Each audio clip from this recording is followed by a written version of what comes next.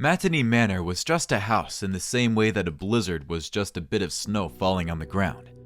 As a kid, my mom and I used to spend long holidays with Nana Georgina, and at the time, the many employees tasked with maintaining the house up to her impossibly high standards.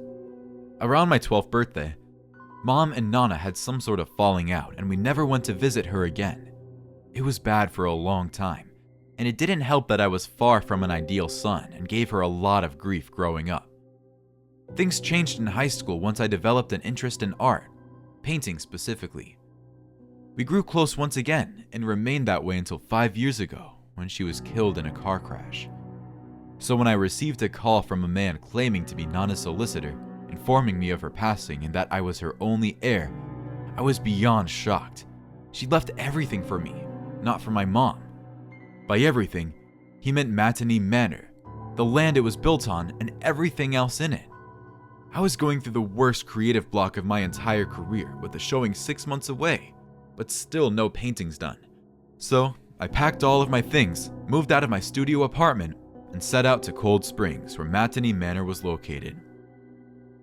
My plan was to move into Nana's house for the rest of the year so I could focus on my paintings and not have to worry about menial things like paying rent and utilities. Worst case scenario, Nana had loads of expensive decor items, an extremely rare Swarovski crystal collection, and hundreds of paintings and sculptures. Surely those things would amount to a lot of money, and I was already planning on separating some items for an auction. She was quite known and well regarded in the art circles for her work back in the 80s and 90s, and there was nothing that rich, pretentious people love more than fawning over a dead icon, and spending money on it too. And the house was only 3 hours away from the city, so not that bad. On moving day, Nana's solicitor met me outside the gates to deliver the paperwork of ownership, the humongous set of keys for the property, and a fancy-looking file he called the property guide. I told him I wouldn't read it, because I'd been there many times throughout the years, so I knew the place well. He looked at me through his small, rounded glasses and told me that Matinee Manor was a different place for the owner than it was for the visitors. Entering the manor again after so many years was shocking, to say the least. Everything looked worlds away from the opulence and sophistication I remembered as a child. Gone were the bright colors, expensive chandeliers, and velvety fabrics adorning the many floor-to-ceiling windows. It was clear no one had taken proper care of it in a while, as the interior smelled like trapped mold and dust. Some of the faded wallpaper hid behind it dark, splotchy stains that looked suspiciously like black mold. I would have to get those checked sooner than later. My first day settling into the manor consisted of running up and down the many stairs, halls, and passageways, opening doors and windows to air out the place, and doing a major cleaning. I was completely exhausted by the end of the week and not nearly done with all the work. So much so that the guide laid forgotten on top of a desk for all that time before I decided to take a look at it. Old houses were finicky sometimes, with things like heating and electricity, so maybe there was something there I needed to know. The file read more like a storybook than anything else, detailing room after room of the house, and how they needed to be cared for. Some could only be cleaned on certain days of the week or month, while others couldn't be cleaned or opened at all. There was also a blueprint of the manor, completed with the names of each room. One of them called my attention immediately: the mirror room. Because something I hadn't failed to notice throughout all our visits was the fact that there wasn't a single mirror in sight anywhere in the house. Mom used to bring a small hand mirror with her until Nana found out about it, completely freaked out, and confiscated the mirror. Thinking about it, that happened right around the time they had a big fight. Could that have been the reason? Would a simple mirror be enough to cause a wedge between mother and daughter? To my surprise, I found that one entire wing of the house seemed perfectly taken care of. I couldn't remember even being here before, so the experience of walking through the doors was entirely new and exciting. Heading to the mirror room, I instead discovered one that was covered in self-portraits of Nana, clearly painted throughout the decades that she lived in the house. I couldn't help but notice a clear and alarming progression in each of the paintings. She looked more and more disheveled, until the point that I could barely recognize the woman in the last one as my grandmother. Weird, but whatever, she was an old woman. Another one had dozens, maybe even hundreds of unfinished paintings depicting I couldn't say for sure what they were about, only that they looked dark, both in color palettes and themes. Some looked like horrid portraits of people in pain and anguish.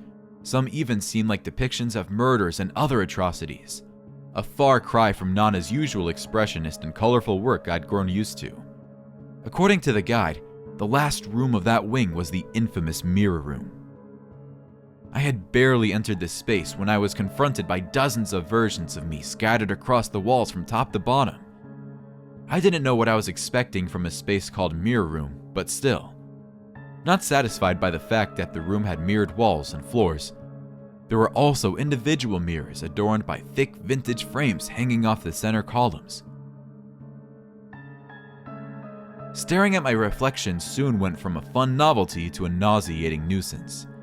The more I stared at myself, the more a weird vertigo clouded my brain.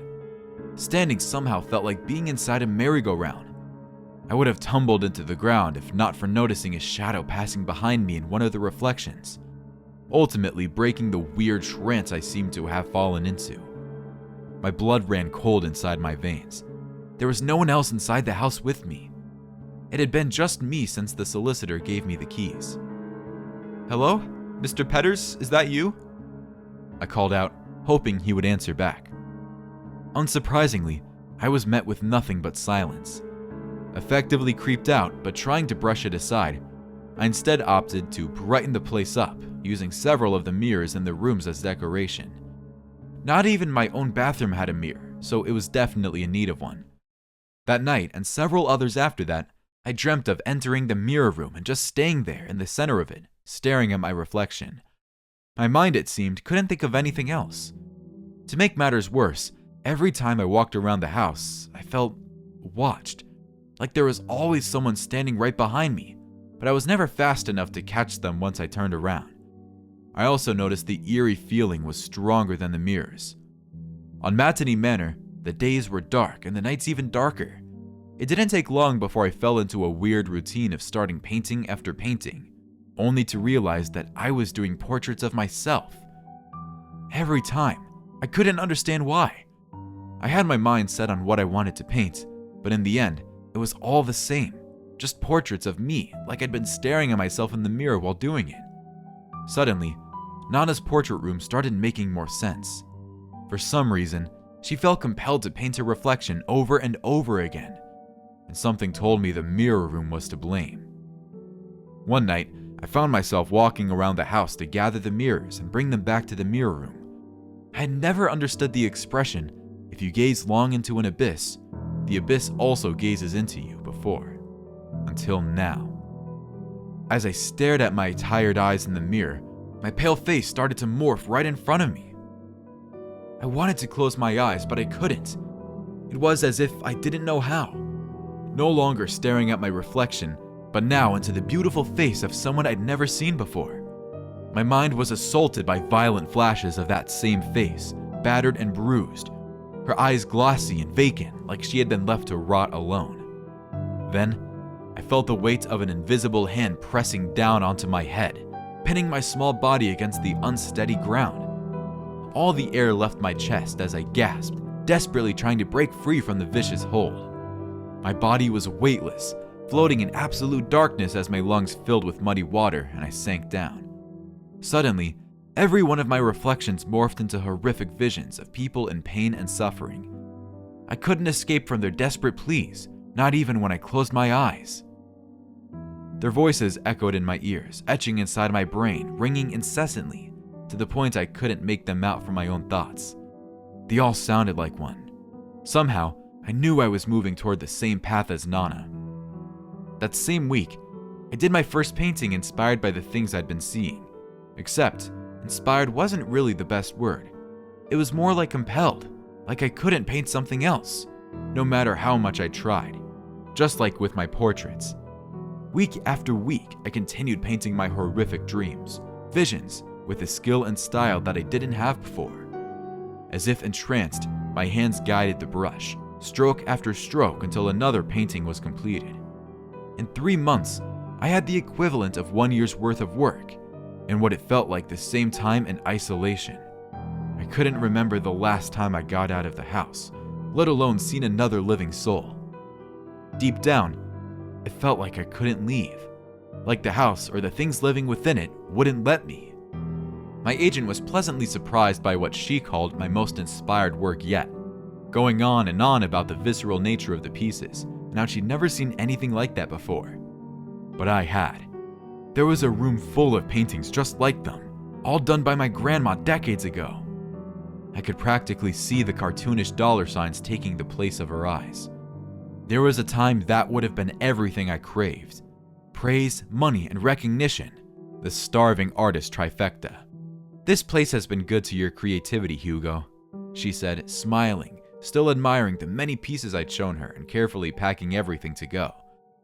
"But maybe it's time to get back home. You're spending too much time on your own." I thought about my dingy studio apartment in the city, about the friends and grievances I left behind, about the busy, dirty streets and the endless noise of people crammed on top of one another. It all felt like a fever dream. Staring at one of the paintings, I said, "I am home, Tasha." Matinee Manor had become my home, and I didn't plan on leaving anytime soon. Maybe ever.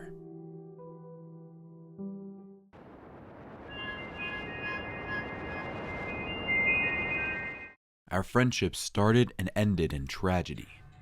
I met Jane when we were freshmen in high school. She was the new kid. For weeks, I noticed how she awkwardly tried to join conversations and ate lunch alone. She had such a sad aura, so I decided to befriend her. One day, I sat with her at lunch, and that was that. We didn't become best friends until the party. After a few months of casually hanging out at school, Jane and I were invited to an upperclassmen party. Only a few freshmen were invited, so we felt special. We decided to go together because we didn't know anyone else who was invited. I remember how desperate we were not to blow it. What it was, I'm not sure. Popularity, maybe. We pored over what to wear for hours and then poured more hours over how to do our hair and makeup. When we arrived, the party was already jumping. We weaved our way through the crowd to reach the keg. There we met Steve, a gentle-looking upperclassman. He took to Jane right away. When he looked away, Jane looked over to me and mouthed, "OMG." I winked at her and gave them space to get to know each other. I fell into another crowd, passing around a joint. I didn't know how much time had passed when I realized I didn't know where Jane was. I scanned the room and she was nowhere to be seen. I got up and started looking for her. She was nowhere on the main level. I grew more nervous each passing second that I couldn't see her. It didn't seem like her to hook up with the guy, but I had only known her for a few months, or so I told myself to manage my anxiety. I made my way upstairs and started knocking and opening doors. When I reached the door at the end of the hall, I heard grunting. I knocked. No answer. I opened the door to see Steve on top of Jane, who was passed out. I yelled at him to get off. His head whipped around to face me, and he got off Jane. "It's not what it looks like," he stammered. "Sure it isn't," I scoffed. I pushed him to the side to check on Jane. He must have slipped or something because she was barely responsive. I took one of her arms around my shoulders and lifted her up. We left. Jane pressed charges, and Steve was sent to juvie. Considering what happened later, I'm not sure Jane ever recovered from that trauma. Rather, she latched onto me because after that, we were inseparable. In her eyes, I was her savior and protector. I think she felt like she needed me, which is why she went nuts when she started to lose me. We did everything together. Jane felt safe with me, and I did what I could to protect her, which usually looked like defending her when she had trauma triggers during the school day. When the time came to apply for colleges, Jane applied to all the same colleges as me. I suggested she look into some outside my selection, but she refused. She told me she wanted to go to college with me. At this point, I was excited to expand my horizons, but I couldn't tell her no. We got into the same college, and Jane talked about living together and how we would decorate our dorm without a formal discussion. I just went along with it. I figured I already knew her and she was clean. I talked to my mom about how I was scared I might feel suffocated, and she assured me that we would probably fall into different social circles due to our polar opposite majors. I had plans to attend med school, and Jane liked the idea of being a teacher. Honestly, in the beginning, it was great. It was nice to have a buddy as I navigated the first few weeks. Problems arose when I made plans without her. It wasn't even a fun hangout. We were studying, and she got so angry for no reason. She didn't talk to me for 2 days after that. Her silent treatment was so icy that I had to confront her about it. She told me she felt like I was intentionally leaving her out and leaving her behind for my new friends. I assured her that was not the case. They were my friends, and I was going to hang out with them, but I had no intention of leaving her behind. I asked if she had made any new friends, and she shook her head. I encouraged her to put herself out there to make new friends, and she said, "But I have you. I don't need anyone else." Maybe you don't need anyone else, but you still might find new people you can have fun with. I can be friends with your friends. It was like something wasn't computing for her, so I shrugged and said, "Okay." Jane didn't gel with my new friends very well, to the point that they asked me not to bring her along. I listened to them. After I stopped inviting her to everything, I noticed Jane's style changed. She went from her usual preppy look to a more alt-goth look, which is how I dressed. She borrowed my clothes without asking. On multiple occasions, she copied entire outfits of mine. I got my nose pierced, Jane got her nose pierced. I dyed my hair, she dyed her hair the same color. I started doing my makeup a certain way, and so did she. Soon enough, I couldn't give her the benefit of the doubt. Jane was definitely copying me. It started getting weird when I overheard Jane talking to someone. She told them one of my stories like it had happened to her, even taking my experiences and passing them off as her own. Once I walked in on her sleeping in my bed. I wasn't entirely sure what was happening, but it was like she was trying to be me in every way. She even changed her major to pre-med, but she always hated the STEM subjects. The tipping point was when I started having a fling with this guy. We planned to have lunch with Jane. When I walked up to the table, Jane was all over him. She had her arm around his and was batting her eyelashes at him. Meanwhile, he was visibly uncomfortable. I confronted her afterward, and she acted like nothing had happened. I couldn't deal with it anymore, so I filed for a room change. We got into a heated argument. I called her out for copying me, and she played dumb. I told her she was suffocating me, and she started crying hysterically. The night after our argument, I went to bed before she got home. I didn't want to sleep with her anymore. I snuggled up in my blankets and drifted off into a peaceful sleep. At some point during the night, I woke up to a sharp pain on the side of my face. Something was pinning me down, and I couldn't move. I opened my eyes, and Jane was on top of me with a wild look in her eye. She had a small knife in one hand. "What are you doing?" I yelled. "Get off of me!" She didn't budge, but moved the knife closer to my face. "Stop!" I shrieked. I shook my arms loose from her body and pushed her off. "What the hell are you doing?" After I pushed her off, she didn't fight me. Instead, she froze and stared at me like a deer in headlights. "Seriously, what are you doing? Drop the knife!" She didn't drop the knife. Instead, she started to crouch. After a few seconds, she pounced on me. She kept trying to slash my face, but I was able to hold her off. I started yelling for help, and like a zombie, Jane continued her mission. Finally, someone else came into the room and pulled Jane off me. The cops came and took her in for questioning. Jane told them she was trying to steal my face. She needed it to feel safe. I charged her with harassment because she scarred me for life. She pled insanity and is now in a mental facility somewhere. I really hope she's getting the help she needs, but I also hope she stays far, far away from me.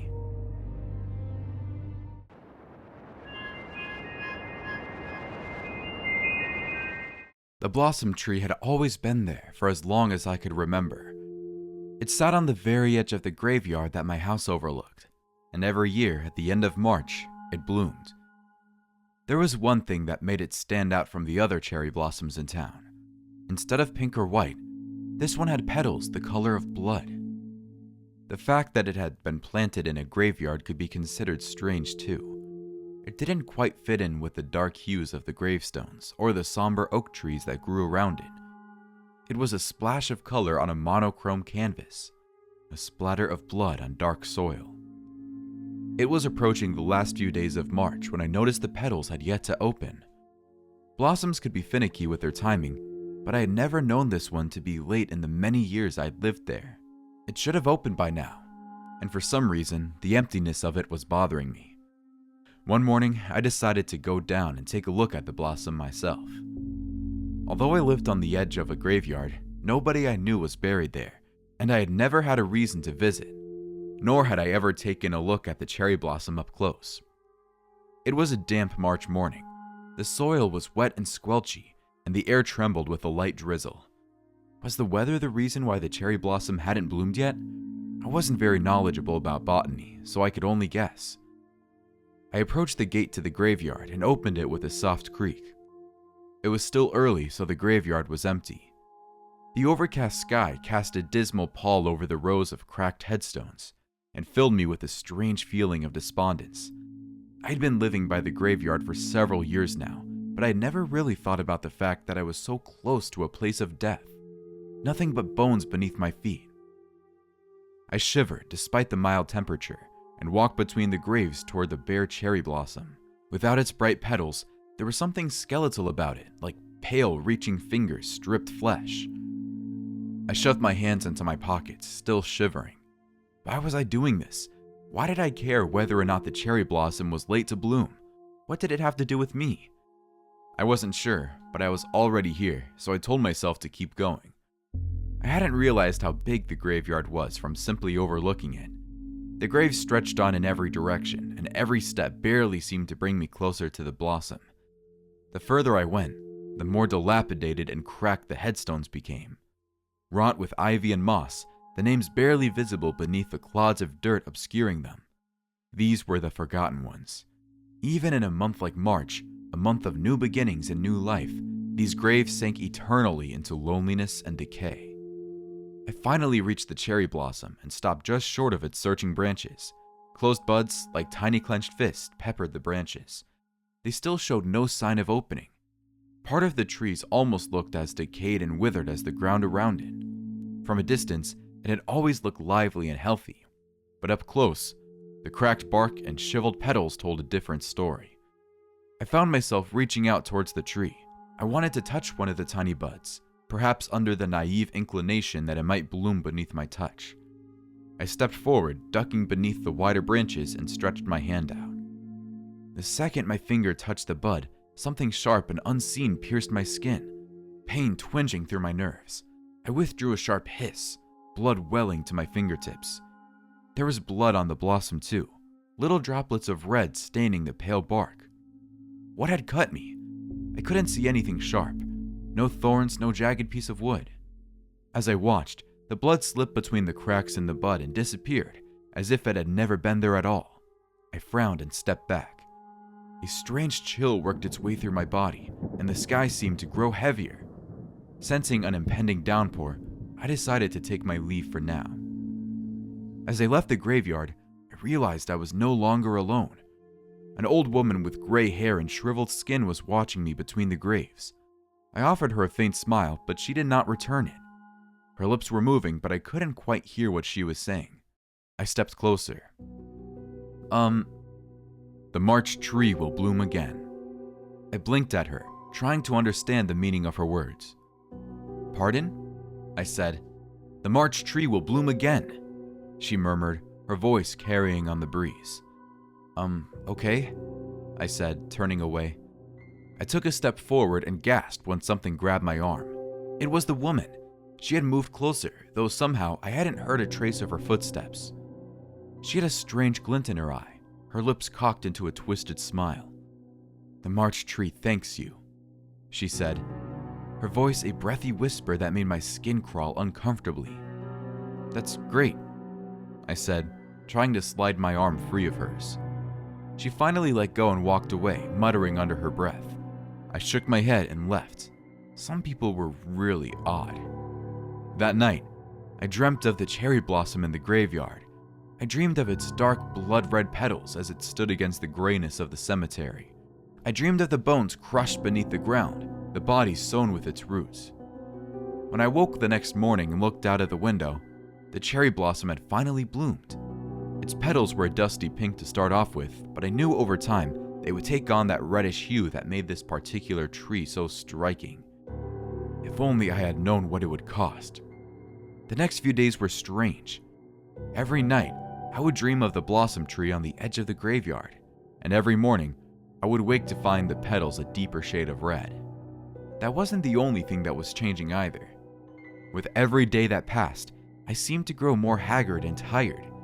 My body felt constantly drained, and I would feel lightheaded and nauseous after only a little bit of strenuous activity. When I glimpsed myself in the mirror, I noticed that my skin had taken on a strange chalky pallor, like I wasn't getting enough sunlight. My body was failing me, and I had no idea why. I felt so weak, so frail, like the smallest thing could break me. Deep shadows appeared beneath my eyes, sucking the color out of my skin. I became a ghost, pale and hollow and fragile. Then, on the last day of March, I could no longer get out of bed. My body had completely given up on me. I was like those old gravestones, crippled and weakened and forgotten. I knew somehow that I would not be part of the living for much longer. Just before I slipped into darkness for the last time, a voice echoed in my mind, a strange breathy whisper. The March tree thanks you for your sacrifice.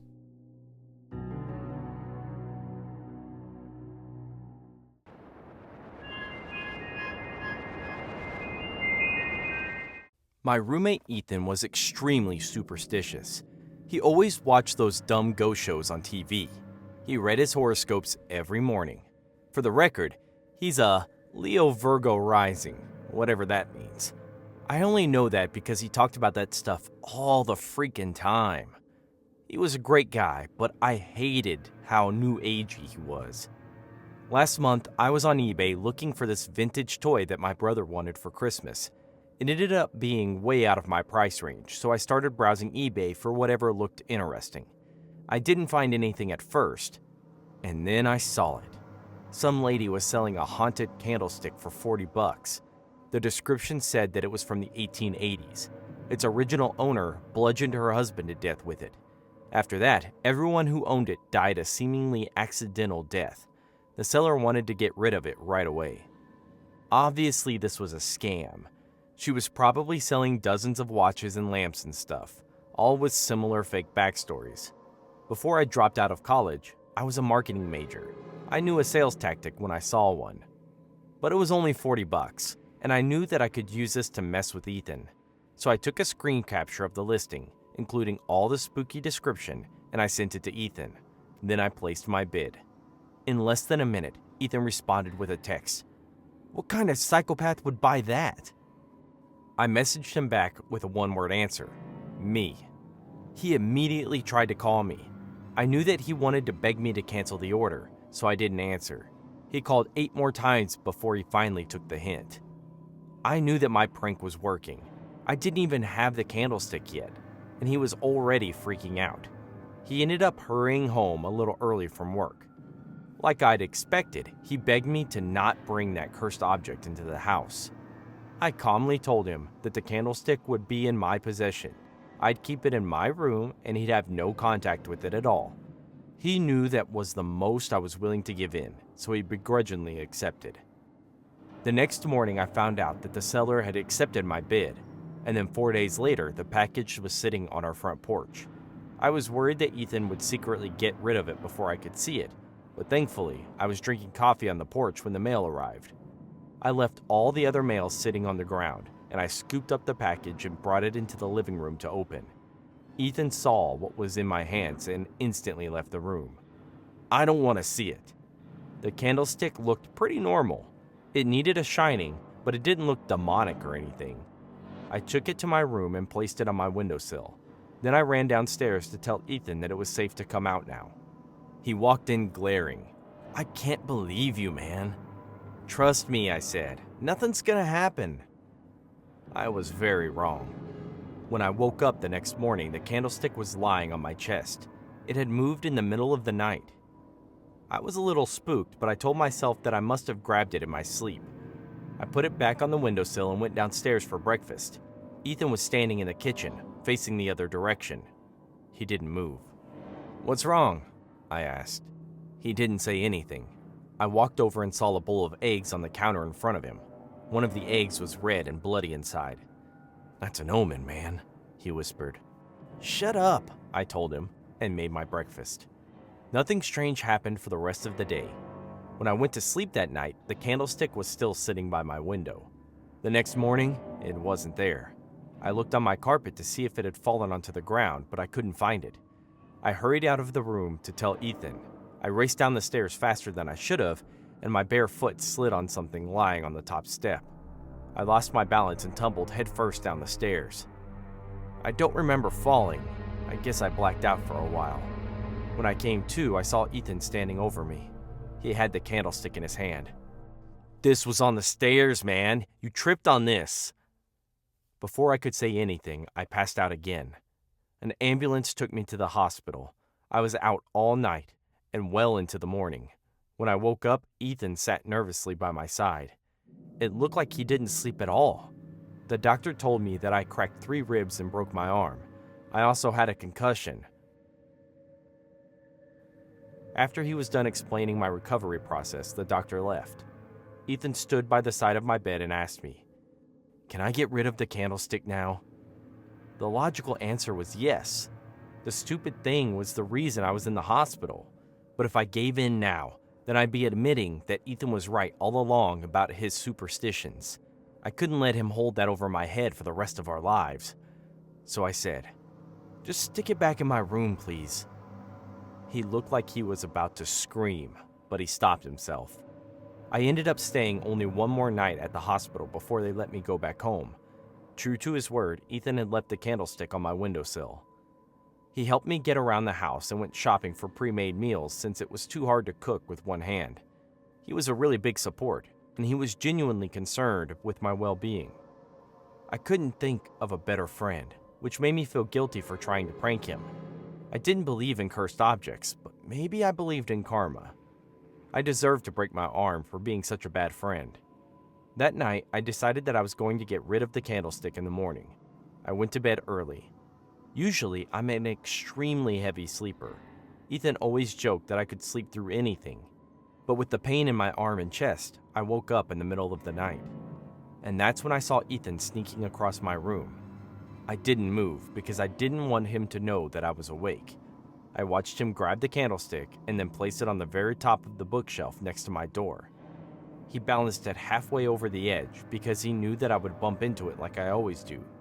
He wanted the candlestick to fall down and hurt me. He was the one moving the candlestick all this time. He was the reason I fell down the stairs. Why? Was it because he was so desperate to prove that curses were real? Was that the reason he almost killed me? Ethan crept out of the room and then closed my door without making a noise. I was furious. I wanted to charge out of there and confront him, but I was in too much pain to leave the bed, so I just laid there and tried to sleep.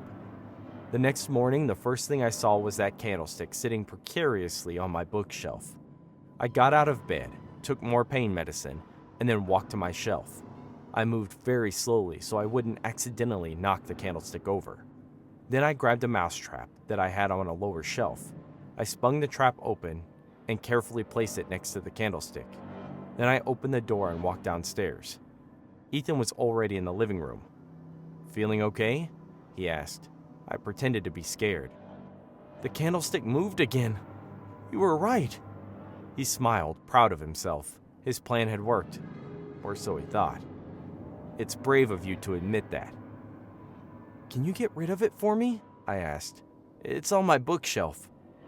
"No, I don't think." "Please?" I begged him. He gave in and started up the stairs. I waited for a few seconds until I heard my bedroom door creak open. Then I heard the snap of the mousetrap followed by a loud thud. I smiled to myself knowing that I'd finally gotten my revenge. I waited for Ethan to scream and run downstairs, but nothing happened. The whole house was silent. "Ethan?" I called out. He didn't answer. I walked upstairs, looked into my bedroom, and screamed. Ethan was lying on the floor. his finger stuck in the mousetrap. And when he fell, the candlestick fell too. It struck Ethan in the middle of his face, sticking out of a hole that it had made where Ethan's eye used to be. I called 911.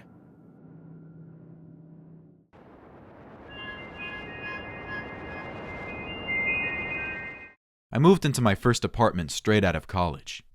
I didn't have a lot of money saved up, and my student loans were terrible, so the only place I could afford was in a pretty bad area just outside the city. Most of my friends wouldn't even come to visit me because it was in such a dangerous location. I could handle myself though. I was a big guy. I worked out. I settled into my new place really fast. The apartment was fully furnished and I didn't have a lot of stuff to unpack. I met all my neighbors and they seemed pretty cool. There was one lady from the floor under me who was probably on stuff, but I just stayed away from her. Out of everybody, my favorite neighbor was definitely Claire, the woman next door.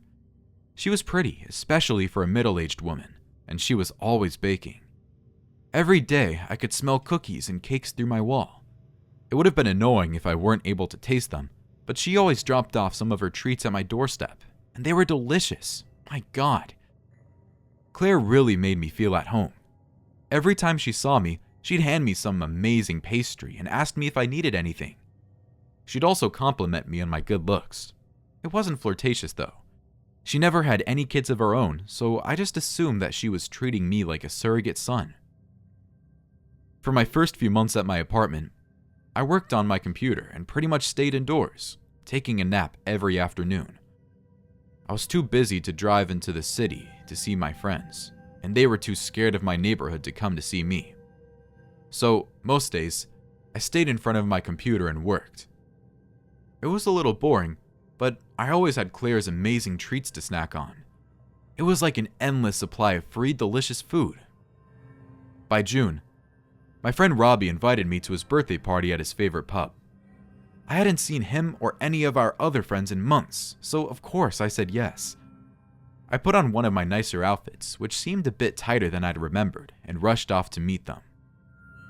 When Robbie saw me walk in, his eyes bugged out of his head. "Dude, what happened to you?" I had no idea what he was talking about. Why was he so shocked? He walked towards me and grabbed my stomach. "You got really fat, dude." I looked down at my stomach, seeing myself for the first time in a while. A fat gut was hanging out of my shirt. How had I not noticed that? Just a few months ago, I was stocky but healthy.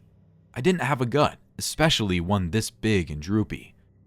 "Are you sick or something?" Robert asked. "You must have gained at least 50 pounds since I saw you. What happened?" I told him about all the sweets Claire had given me, all the naps I'd taken. No wonder I was so out of shape. I'd been overeating every single day and I barely got any exercise. I assured Robbie I was okay, and he politely dropped the subject. But for the rest of the party, Robbie and everyone else at the pub couldn't stop staring at my stomach. After I said my goodbyes, I headed back to my car. An older woman ran up to me before I could get inside. "Excuse me, sir? Are you Pigo 21? "No, I'm sorry. I think you have the wrong person." She grabbed my hanging stomach and shook it. "You can't fool me. I'd recognize you anywhere. You're Pigo." Extremely weirded out, I pushed her hands off me and jumped in my car. It was a really weird night. The next morning, Claire dropped a huge container of muffins at my door.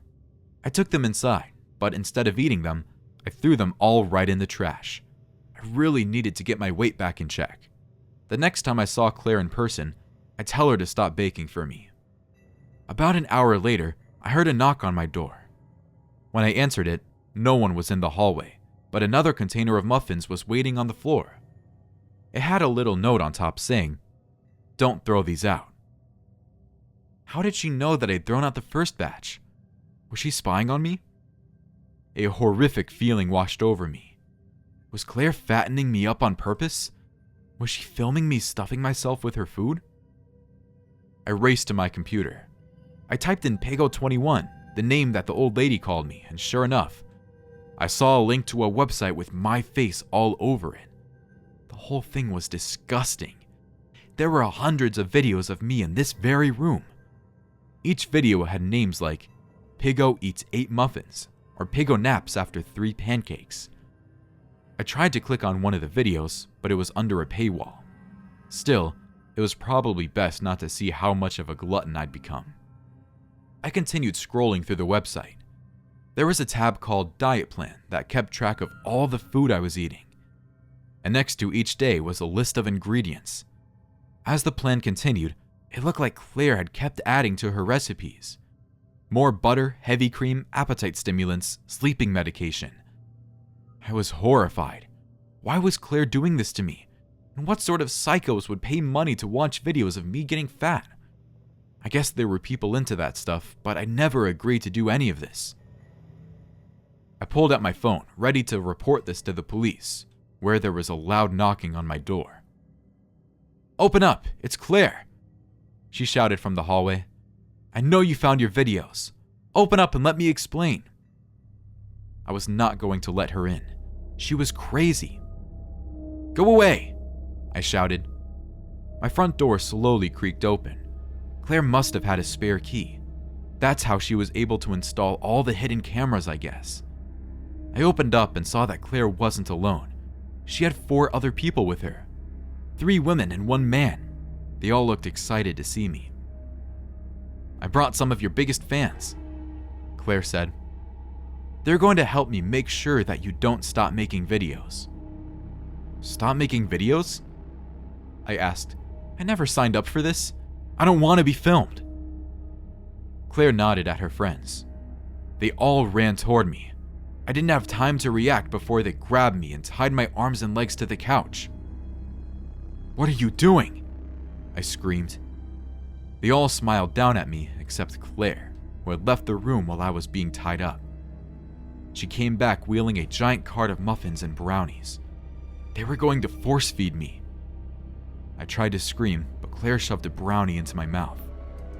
Claire and a rotating group of people took turns feeding me all day and night. Time became meaningless, so I wasn't sure how long I'd been tied up. It could have been a week, but it could have been a whole lot more. They no longer needed to keep the cameras hidden, so they positioned them all around me, filming every angle as I got fatter and fatter. One time, I heard Claire telling someone that this month's videos had made over $40,000. That's how much they were making from hurting me like this. They were never going to stop. They were just going to make me fatter and fatter until I died. Then one day, everything changed. Claire walked in, but she didn't bring any food with her. She patted me on my enormous belly and said, "Well, it's been nice working with you, but it's time for me to go." Then, she untied my restraints. I was finally free. I tried to jump up and fight her, but I hadn't stood in ages, and I was now too heavy to even sit up without a lot of effort. "Just stay where you are," she said. "I need to grab up my cameras and leave. You've been a great neighbor. Maybe I'll see you around sometime." I was trapped on the sofa, too weak to get up, as Claire slowly walked around the apartment and gathered up all her cameras and equipment. "Why are you finally letting me go?" I asked. "Because you're a little too fat now. No offense." And with that, she was gone. It took me hours to get off the couch and waddle toward the table where Claire had left my cell phone. I saw hundreds of missed calls, but I also saw a whole bunch of notifications from my bank. Apparently, Claire had deposited thousands of dollars into my account, giving me my portion of the website profits. You probably want to know how much weight I gained in all that time. Well, I'm too embarrassed to tell. But I'm slowly but surely trying to lose as much as I can. I'll never get back down to my normal size, and I'll probably always be hungry now. But at least I'm free and rich.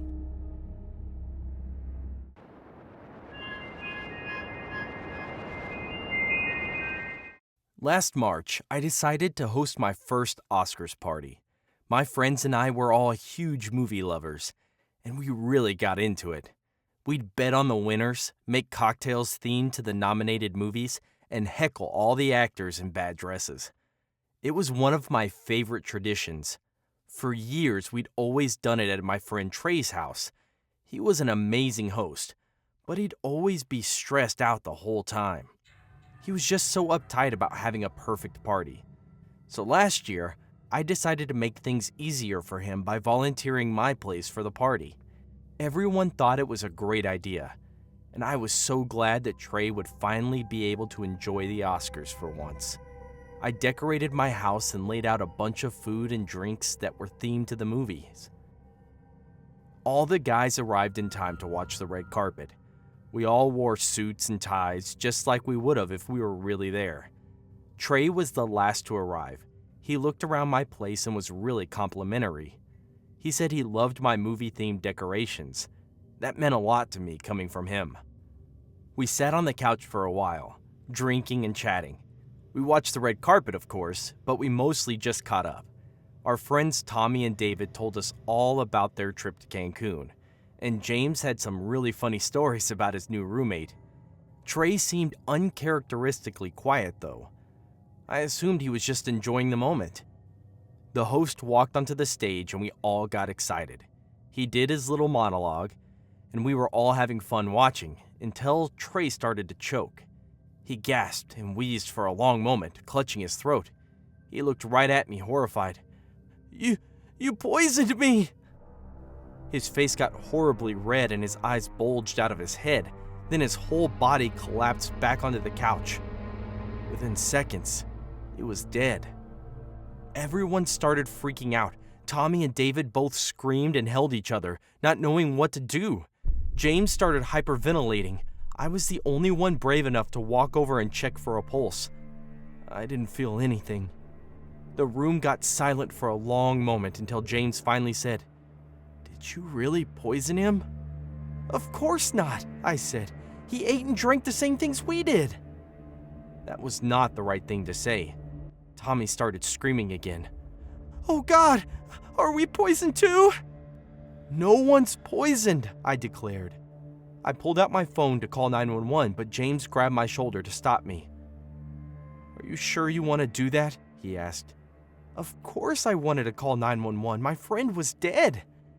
But then James explained that if I had accidentally murdered him somehow, maybe by accidentally using an ingredient that he was allergic to, then I'd be arrested. And even if I weren't convicted, there'd be a huge scandal and I'd probably lose my teaching job. He was right. This was my party and I was responsible, but we didn't have any other option. Maybe you could just get rid of the body, Tommy suggested. I looked over at him, incredulous. How could he suggest such a thing? Trey was one of my closest friends. The horror of his death hadn't even sunk in yet. And now I had to consider dumping his body somewhere? No, I couldn't do that. I started dialing 911, but before I made the call, I decided to check the body one more time. I still didn't feel a pulse. Then I searched through his pockets and found an empty vial marked with some long, sciencey name. It looked like a chemical. But why would he have that? I read off the name and James Googled it on his phone. He read the Wikipedia article to us, explaining what the chemical was used to incite temporary paralysis. It slows down the heart rate to an undetectable level, mimicking death for about an hour before its effects wore off. Oh my God, I said. He's not dead at all.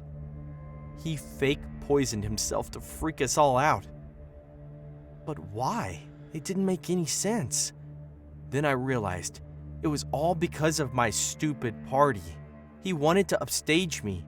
He was mad that I'd offered to host the party and wanted to bring all the attention back to himself. It was literally the dumbest, pettiest thing I'd ever heard. Slowly, my friends figured out the same thing I did. Trey had always been a dramatic person, so this seemed like something he would do, even though he'd never gone quite this far before. The ceremony continued on the TV, but no one was paying attention. We all huddled in the middle of the room trying to figure out what to do. We didn't need to call an ambulance because the effects would wear off. We could just leave him there, and when he woke up, we'd just pretend that we hadn't noticed. I thought that would be a nice way to handle the situation. He'd get infuriated if he thought that we didn't care about his stunt. But then I got a darker idea. Let's bury him alive, I said. What? James shouted. I explained that I had a trunk in my garage that was big enough for Trey's short, thin body. We could stick him in there, and when he woke up, he'd He'd think that we freaked out and buried the body. When he'd start screaming, we'd let him go. Everyone liked my idea. It was twisted, but then again, so was Trey's prank. So I dragged the trunk into the middle of the room, and my friends helped me lay his body inside. I closed the lid. Then we all sat back on the couch and continued watching the show. We started having fun again. Honestly, I kind of forgot that Trey was even there. After an hour, we all heard movement in the trunk, then screaming and pounding. Trey had woken up. My friends and I just sat there, listening to him scream for the longest time. He was begging us to let him out, screaming that he was still alive. After several minutes of that, I walked over and opened the trunk. He popped out, frantic and sweating. "You buried me!" he shouted. I shrugged. He could see that he was still in my living room. He knew that it was all a big joke. But then he grabbed me by the shirt and got in my face. "You'll regret this, you ass! I've got more of the chemical, and when you least expect it, I'll give it to you. And then we'll see where you wake up." Then he wiped his face, glared at my other friends, and stormed out of the room. We all laughed about it, but every day since, I think about what Trey said. Is he really going to poison me when I least expect it? Would he actually do that? I've avoided him ever since, but I'm still scared. I don't go out to eat anymore. I'm always paranoid when I cook anything for myself. I'm just waiting for Trey to follow through on his promise.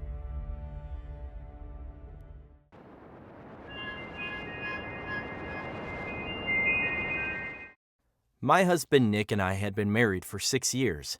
We were very happy together, even though he was always stressed out from work. One day, he came home with a surprise for me. He wrapped it in a little pink box. I thought it was so romantic. He'd never surprised me with a gift before. I opened the box and was instantly disappointed. It was this ugly little troll statue that he wanted to put in our yard. We'd spent a lot of money on landscaping, and this statue would make everything look so much tackier. I pretended to be excited about it. Very politely, I told him that it would look much better inside the house. I didn't want our neighbors to see that in our yard. He wouldn't listen. He told me that he'd bought it on eBay and really wanted to keep it in our yard. He assured me that it would only be out there for a couple of days so that we could get used to it. If I still didn't like it by the end of the week, then he'd take it away. I asked him how much he spent on it. He looked away and mumbled, "Not much." Knowing my husband, that meant he had spent a lot more than he should have. And honestly, I didn't understand it. The statue was so ugly. The next day I tried to ignore it whenever I looked into our yard, but I couldn't stop looking at the horrible little thing. When my husband wasn't home, I snuck onto his laptop and opened his eBay account. I just had to know how much money he had spent. I'd never used eBay before, so it took me a while to find what I wanted. I looked up his recent purchases and found the statue. He'd spent $2,000 on that stupid little thing? What the hell? I tried to read the description in case there was some sort of historical value that I didn't realize, but nope. It wasn't old at all. Then I clicked on the vendor who sold it to him. Her name was Gloria. From her profile, it looked like she was a recent widow selling her late husband's belongings. The messages she and Nick sent back and forth were all pretty standard stuff. I seriously didn't get it. I considered the possibility that maybe Nick and that Gloria woman were having some sort of affair, but nothing in those messages seemed suspicious. I guess the only believable explanation is that Nick had a genuinely terrible taste in decorations and somehow liked this $2,000 piece of garbage. Nick didn't come home from work on time. As I was cooking us dinner, he texted me that he'd have to stay overnight at the office. There was some emergency and he needed to be there. I believed him, of course. When an emergency happens at his work, it was all hands on deck, meaning that I could ask any of his coworkers to corroborate his story. They'd all be working together through the night. So I put most of the food in the fridge and kept a small portion for myself. Then I sat on the couch and started watching some old sitcom. Suddenly, I noticed something through the window. It was a little streak of movement.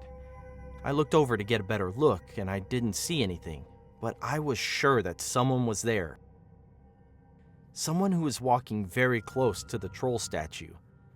Nick ended up coming home at about 3 in the morning, looking cranky and exhausted. He tried to sneak into bed without waking me up, but I was already awake. I told him about what I'd seen in the backyard, and he assured me that everything was in my head. I'd probably just seen a raccoon or something. He knew that I was pretty spooked, so he assured me that he'd take me somewhere special the next day. He was talking about a hike up to the cliff where he'd first proposed. We got a pretty late start because he had worked so late the night before, but that didn't matter. The weather was perfect, and I loved spending some alone time with Nick outside of the house. When we were halfway up the mountain, about 20 minutes away from our destination, we passed another hiker going in the opposite direction. I didn't recognize him, but apparently Nick did. They started chatting for a bit. Nick didn't introduce me. I waited there for a while until Nick told me to keep going. He'd catch up in a bit. He was always a faster hiker than me anyway, so I figured he was right. I walked alone for a while, trying to enjoy my surroundings, until I finally reached the cliff where Nick had proposed. There was an old bench overlooking the valley below. It was such a beautiful place. I sat down for a bit, when suddenly a woman in a ski mask ran out of the trees and grabbed my shoulders. She was trying to push me off the cliff. I screamed loud enough for Nick to hear. The woman's fingers dug into my skin as she tried to push me backward. My feet skidded against the dirt. I'd say we were both about the same size. She wasn't any stronger than I was, but her advantage came from how she'd surprised me. I didn't have time to brace myself before she started pushing. I was dangerously close to the edge now. Soon she'd shove me over. Thankfully, I was able to twist to the side before I fell. I pulled out of her grip and raced down the trail. I didn't look behind me to see if the woman was following. When I reached Nick, who was still talking with his friend, I told him about the mask-wearing woman, and I mentioned that she was probably the woman who had been sneaking around our house the night before. In response, Nick just glanced over at his friend, as if he was embarrassed by how frantic I was acting, as if he didn't believe me at all. I was so angry at him. We walked back home after that, and I kept trying to get him to believe me. Someone is trying to kill me. He didn't listen to anything I said. The next morning, Nick left me at home to meet his friends for brunch. He didn't even wait for me to wake up before he left. He just gave me a note and drove off. If he had waited, I would have told him not to leave me alone in this house. I walked into the kitchen to make some breakfast. I felt pretty uneasy, as if that woman in the ski mask was staring at me through the window, but I forced myself not to think about it. I opened the pantry to grab some oatmeal mix, and I screamed. The woman was hiding in my pantry. She jumped out with a baseball bat in her hands. She swung it at me as I backed away. She wasn't wearing a ski mask this time. She had long brown hair and her eyes were wild. I recognized her, but I wasn't sure from where. Then I remembered. She was Gloria, the woman on eBay, the woman who sold Nick that statue. I grabbed the bat and tried to wrestle it out of her hands. Who the hell are you? As we fought over the bat, she said that she'd done an eBay statue swap with Nick. She acted as if that was something I should have heard about before, but I had no idea what she meant. An eBay statue swap? Apparently, if someone wanted to commit a murder, they would post a specific statue on eBay. The person who buys it would automatically agree to commit the murder for them. It's like an assassin's contract. That's exactly what Nick did. He bought the statue from Gloria and killed her husband while she was surrounded by witnesses who could have given her an alibi. And now, Gloria was repaying him by trying to murder me. This was her third attempt at killing me while Nick was away. And if she killed me now, Nick would use his brunch as an alibi. I couldn't let her get away with it. We wrestled with the bat throughout the kitchen and living room. She shoved me against the wall, pulling the bat free. She was about to slam it right into my head. But I jumped out of the way, with nowhere else to go. I raced back up the stairs so I could lock myself in the bathroom. She was right behind me. When I made it to the top of the stairs, I started hurtling toward the bathroom door, but Gloria grabbed me by the back of the shirt and pulled. I lost my balance and fell into her. The bat fell out of her hands. She clamped down on my shoulders and tried to throw me down the stairs. I would have fallen to my death, but I grabbed onto the corner of the wall to steady myself. And Gloria, still trying to push me, lost her balance. I didn't mean to hurt her, but she stumbled backwards. Her feet slid off the top step as she fell down the stairs. I heard a horrible crunch as she collapsed onto the ground dead. The baseball bat was lying at my feet. Because of Nick's brunch alibi, he wouldn't be back for at least another hour. I called the police and reported the attack. An ambulance came over and took the body away. There was a horrible bloodstain on the carpet where she landed. I went with the police back to the station where I explained everything about the so-called eBay statue swap. The officer didn't believe me at all. He put me in a cell as he tried to contact Nick. I guess they didn't have Nick's new number on file because they couldn't reach him. I waited in that cell for about 30 minutes before the officer came in and told me I was free to go. My story checked out. I asked him what changed his mind, and he played me a recording of the 911 call that Nick had made after he'd gone back home. "I think my wife is dead. I just got home and saw a woman in a ski mask drag her body into a car and drive off." Obviously, he was lying, and the police knew that too. Nick is in jail right now, and that statue is still in an evidence locker somewhere. I hope that no one ever sees it again. So if your husband ever surprises you with an ugly statue, you have to be careful. He might be planning to have you murdered.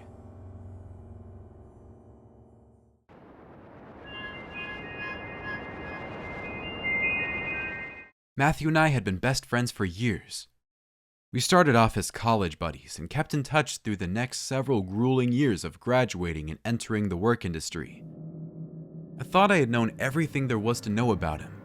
He was a fairly regular guy, the kind that you probably wouldn't bother sparing a second glance when passing him on the street. Average height, average looks, average personality. But somehow, we got along pretty well and managed to stay friends over the years. We used to go out fairly regularly for drinks too. But after a while, he started blowing me off with more frequency. I thought that perhaps he'd lost interest in me as a friend, or simply didn't feel like going. But whenever I called to invite him to the pub, he'd sound irritated, like I'd bothered him in the midst of something important. It didn't concern me at first, but after a while, it grew pretty tedious. If he didn't want to hang out with me anymore, I'd rather he just tell me that outright. I thought we were best friends after all, and there was no point keeping up a pretense if it wasn't real anymore. It was a Friday evening, and I just knocked off work, feeling like I needed to wash away my tiredness with a drink or two. Like always, I dialed Matthew's number while getting off the bus, intending to invite him out. Even if it was likely he'd refuse, I'd hated not offering him the choice, and maybe it would give me an opportunity to ask what was going on with him lately. He answered after the fourth ring, his voice low and gruff and slightly breathless. "Yeah. Hey Matt, it's Jack. I'm just heading up to the pub on Brook Street.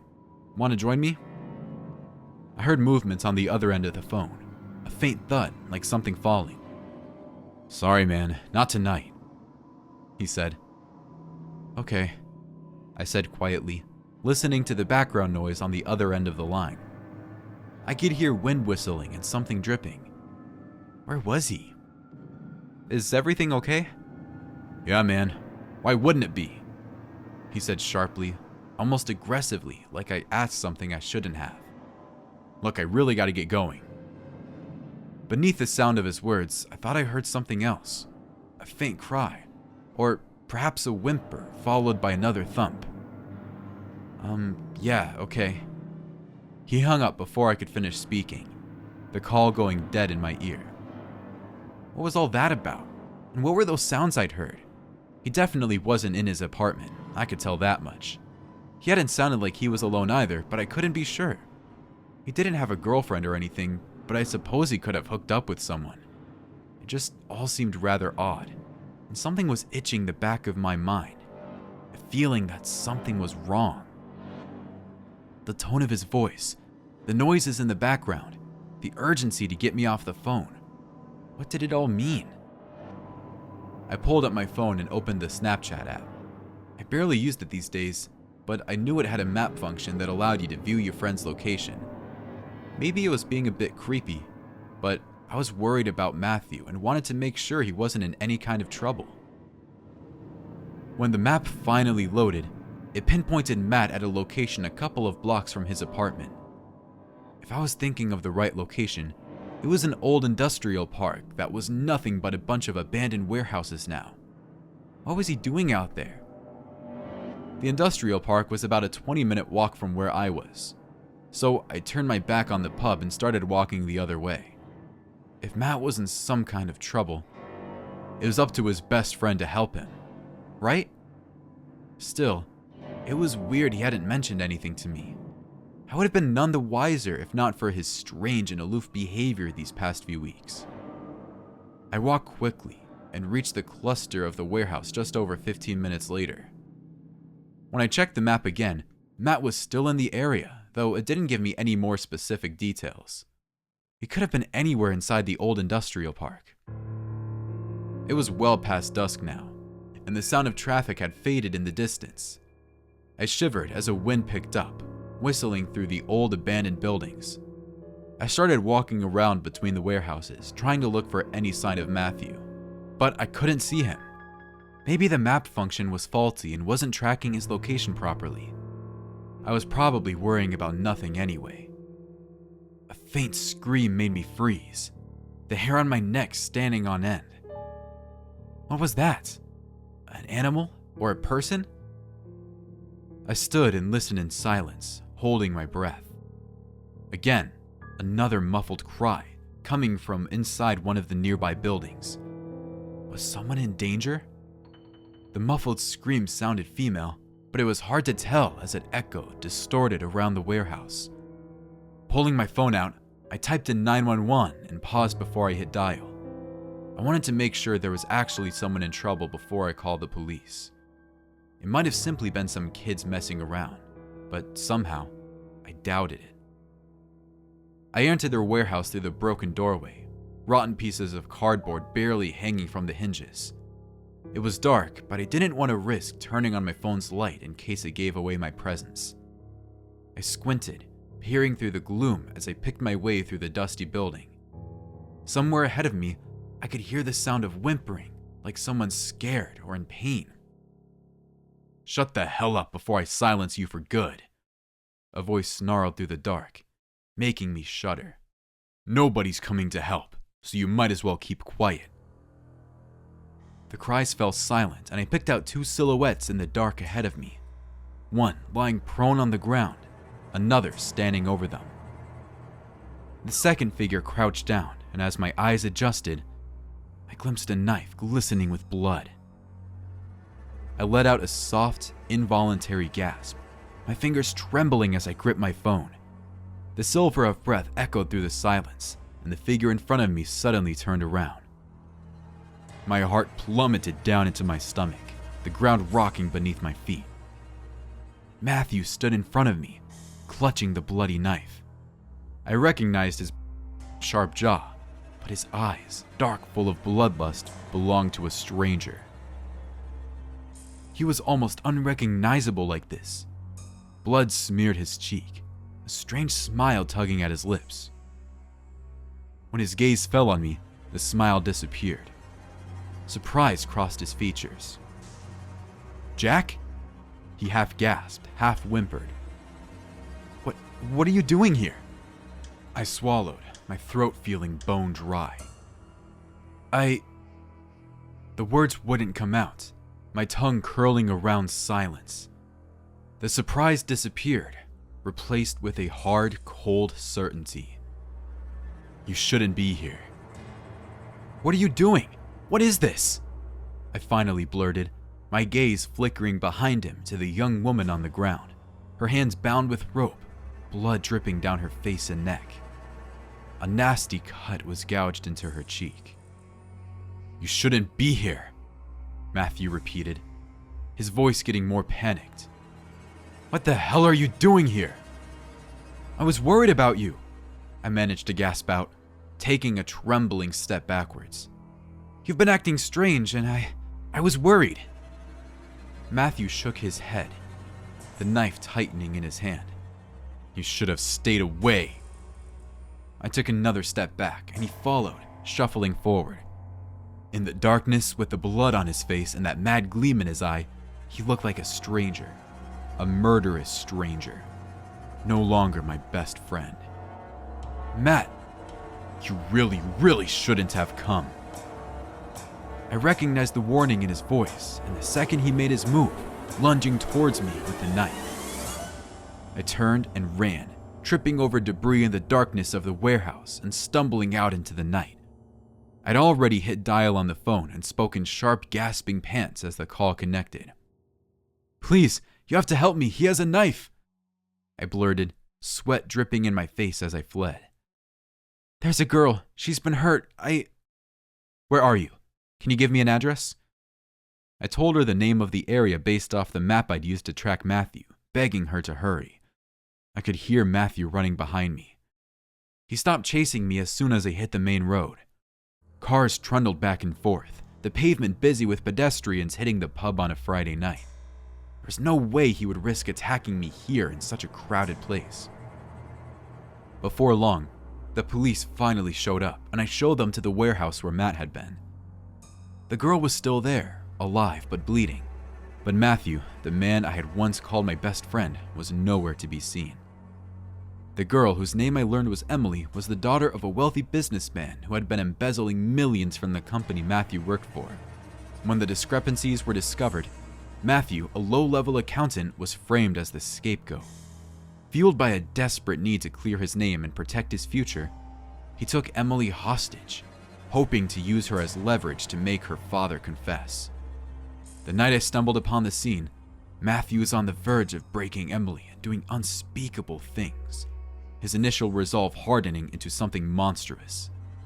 My unexpected arrival threw a wrench into his plan, forcing him to flee, leaving Emily bound and injured, but alive. The police investigation that followed was a media frenzy. I was hailed as a hero for rescuing Emily, but the guilt of what I had witnessed and the chilling realization of the monster Matthew had become gnawed at me relentlessly. Emily eventually recovered from her physical injuries, but the trauma of her ordeal left her deeply scarred. As for me, I was left grappling with the shattered remains of my friendship, forever haunted by the memory of the bloodthirsty stranger Matthew had become. A chilling reminder of the darkness that can lurk beneath the surface of even the most ordinary people.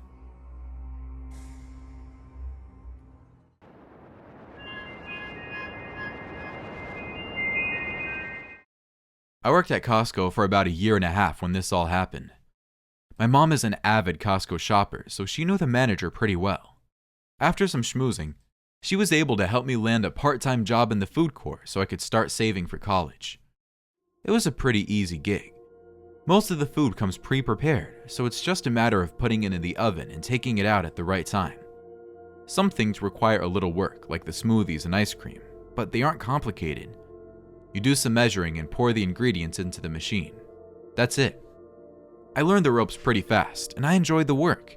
It gave me something to do after school, and I got some extra spending money. After about a year, they asked me if I would be interested in training people. They promised I would earn a small bonus for each person I trained. With the extra cash to motivate me, I agreed. I trained one person before Brian. Her name was Marcia, and she was in her 50s. She wanted to bring in some extra money to help her husband pay the bills.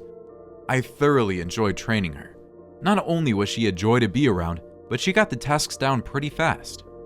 Honestly, training Marcia was such a breeze, I thought I must be great at training. My outlook changed when I met Brian. Brian was about my age. His face was covered in acne, and he wore thick spectacles that made his eyes appear much larger than they were. It was easy to tell he was uncomfortable in his own skin. Being the same age, a teenager, I get it. I had insecurities, but I was fortunate that they didn't hinder my ability to socialize like Brian. I picked up a weird vibe from him, but I tried to give him the benefit of the doubt. I told myself, he's probably just shy. Give him a chance. As I trained him, the vibe I felt grew stronger and stronger with each shift. To start, he was a pain in the ass to train. It was like every night he would go home, put his mind through a rinse cycle, and forget everything I showed him. Because of this, I would start each training session by recapping what we did the prior shift. Brian also asked the weirdest questions. His questions never really pertained to the work we did. He would ask things like if I ever added stuff to the recipes. His exact words were, "Have you ever tried putting your own twist on the pizza?" I asked him, "What do you mean? Like, add jalapenos?" Marsha and I sometimes do that when we close and split it. "Not really," he responded. "Do you ever bring your own stuff from home to add to the food?" No. I use what we have on hand. I think that would be a major violation of policy to do something like that, so maybe don't." He shrugged, and I continued to show him how to cook pizza. There were other weird things, like customers almost always had an issue with him. We had to permanently put him on food prep because he made people so mad or uncomfortable. I overheard conversations he had with a customer, and he would ask really personal, inappropriate questions. One time, I heard him ask a woman if she trusted her husband or if she ever thought he would cheat on her. I had to narc on him for that. Our manager talked to him, but after Marsha heard him telling people how to navigate the dark web, we banned him to the kitchen. Marsha claimed she once saw him watching a snuff film on his phone on a break. She said, "He wasn't even trying to hide it.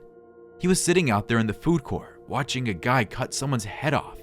He was giggling." She told me she planned to keep her distance after that. I trust she knew what she saw because Marsha wasn't a gossip. She seemed very disturbed by him after that incident.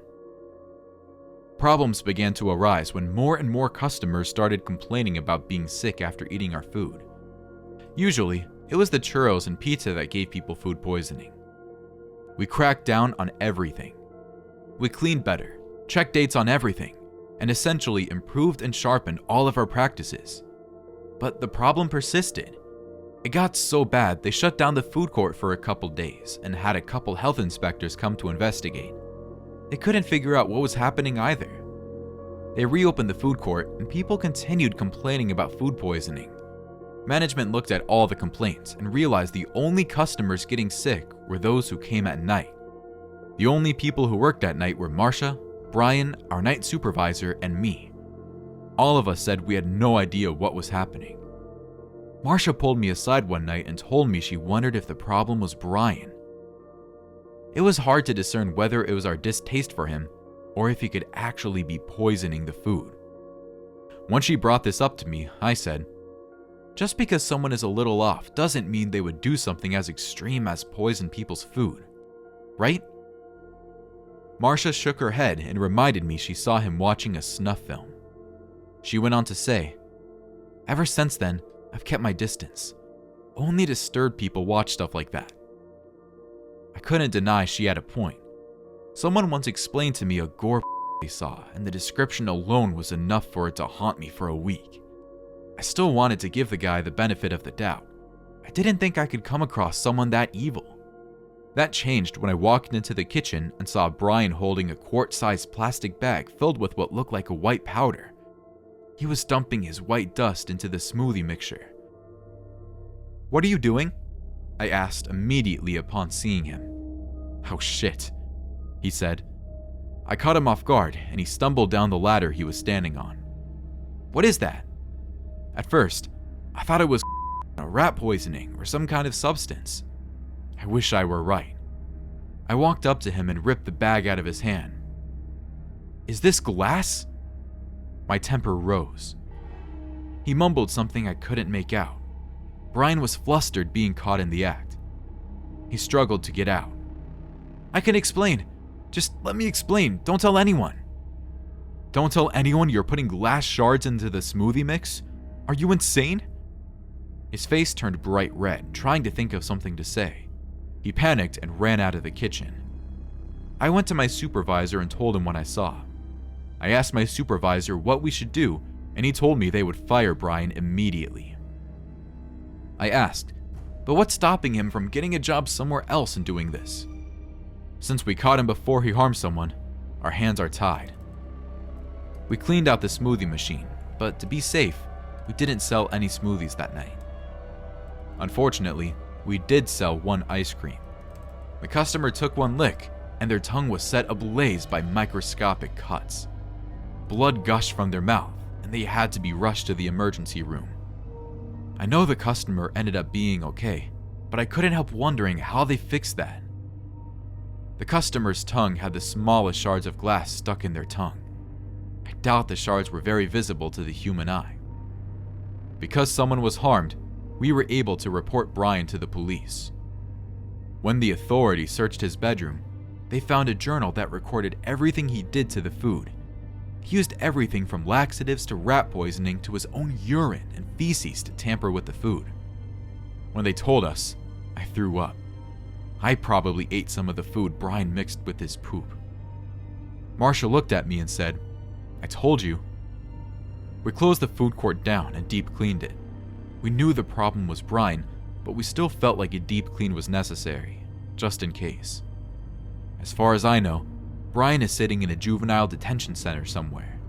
I just hope they keep him there for a long, long time.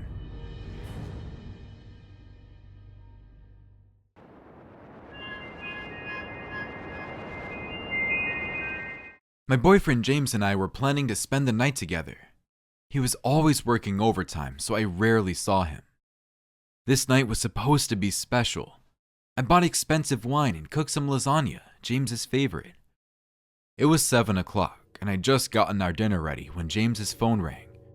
He ran into the other room to answer it, and when he walked back in, his expression looked extremely apologetic.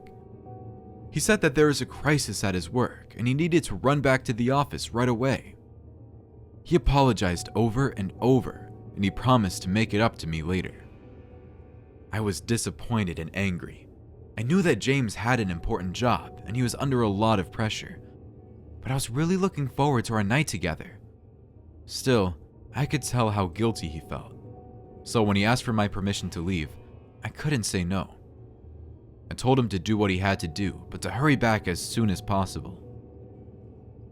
I ate the lasagna by myself and turned on the radio so that the house wasn't too quiet. About halfway through my dinner for one, I noticed that James had left his briefcase on the kitchen counter. He'd been in such a hurry to get back to the office that he'd left it behind. All his important documents were in there. I called him to tell him about it, but he didn't answer his phone. I was tempted to go deliver the briefcase myself, but I decided that if he really needed it that badly, he'd come back for it. I finished the rest of my lasagna, but I couldn't stop thinking about that briefcase. That thing was like his right arm. He never left it behind. I don't know what came over me, but I walked over and took a closer look. He always kept it locked, so I used his birthday as the combination and clicked it open. What I saw inside made me scream. There were no papers in the briefcase, nothing work-related at all. Instead, there was a homemade bomb with a digital clock counting down to 0. The clock said I had 2 minutes left. Without thinking, I raced out of the house and onto our street. I didn't have time to bring anything with me, not even my phone. Then I looked back toward my house. At first, nothing happened. Then a loud boom echoed through the air, and the entire house exploded. The force of the explosion threw me backwards. I landed hard on my neighbor's lawn. I couldn't believe my eyes as the house we lived in for 6 years collapsed into a fiery pile of rubble. All my neighbors came out of their house to see what had happened. No one seemed to notice me. They were all staring at the wreckage. I felt a hand on my shoulder and looked up. My across-the-street neighbor Dora was standing over me. She asked if I was okay. I told her I was fine. She looked at me for a long time, making sure that I wasn't hurt. Then she asked me what happened. I told her the truth. My husband had left me home alone with a bomb. If I hadn't opened his briefcase, I would have been dead. Dora looked absolutely horrified, but she didn't seem surprised. I knew he was up to something, she said. By then, I could hear fire truck sirens blaring in the distance. I was surprised they were getting here so quickly. Dora grabbed my arm and told me to go with her before anyone saw me. I was too shocked by everything that had just happened to even process what was going on, so I didn't argue. Together, we hurried around to the back of her house where no one could see us from the street. Now just the two of us, Dora explained that she'd caught James talking with some shady people in the park. She eavesdropped on them and found out that he was in business with the mob. She'd wanted to tell me for a long time, but she was worried that he'd come after her. She knew that James was dangerous. But why are we hiding from the firefighters? I asked. Dora peered around the edge of her house. She pointed towards the firefighters and policemen gathered outside my burning house. Do you recognize any of them? She asked. I did. All of the policemen and at least 2 of the firefighters were James's friends. If they found out James had committed arson, they'd cover it up for sure. In fact, they probably knew about his plan all along. That's why they were able to get here so early. So what should I do? I asked. Hide with me, she said, just for the night. We'll wait and see what James does. I didn't have the strength to argue. I barely knew Dora, but I trusted her. Dora took me inside and set up her guest room for me to stay.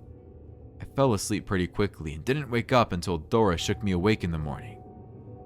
You have to see this, she said. Dora opened the window blind so I could see my burned down house across the street. A reporter was standing in front of the rubble talking to the camera. James stood next to her crying. They were too far away for us to hear. I wish I knew what they were saying, I said. Dora smiled. You can. They're on live TV. Then she turned on the television and we could hear everything the reporter was saying. She explained that there was an explosion that claimed the life of one person, me. Then she raised the microphone towards James and I couldn't believe what he said. He said he was heartbroken to lose the love of his life, but that he'd caught me messing with explosives in the basement. He said that I was some kind of eco-terrorist and that my bomb must have gone off by accident. He openly wept as he said that he regretted not calling the police. I couldn't believe it. Not only did he try to kill me, but now he was blaming me for everything. He looked straight into the camera and said, "Honey, I forgive you." That was the last straw. Dora tried to stop me, but I couldn't hold back my anger. I charged out of there and walked across the fence. With the live camera still rolling, I marched up to my husband and said, "Your plan failed, bitch," and I punched him right in the face. The clip instantly went viral.